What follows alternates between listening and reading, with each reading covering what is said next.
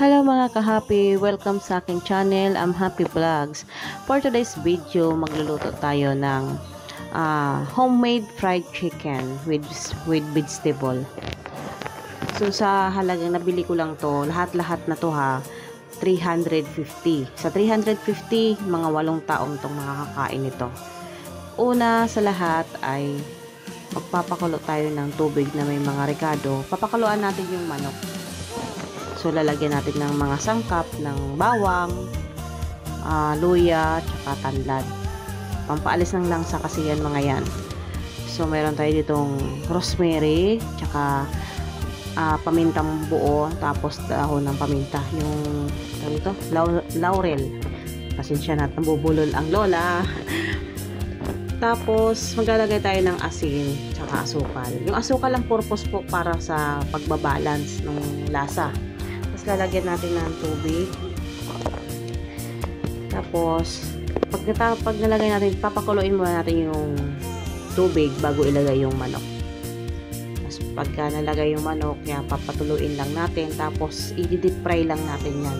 Yung tipong lubog ako sa'yo. Wow!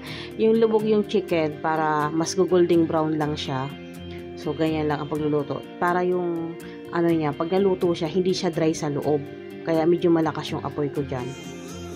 So, magiging crispy yung labas niya. So, masarap siya. So, yung loob niya, juicy yan.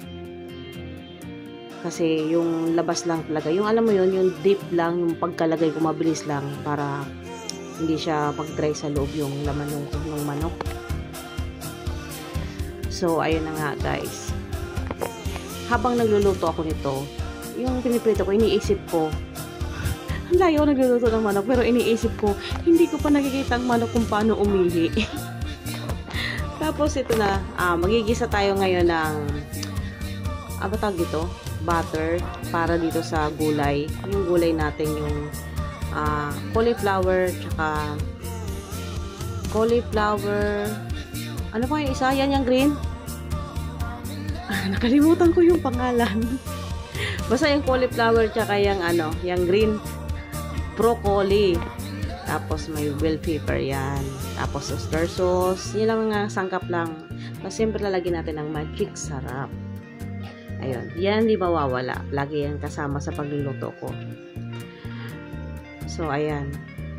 Ang lasa niyan saktong-sakto lang. Tapos ito na yung chicken. O, diba?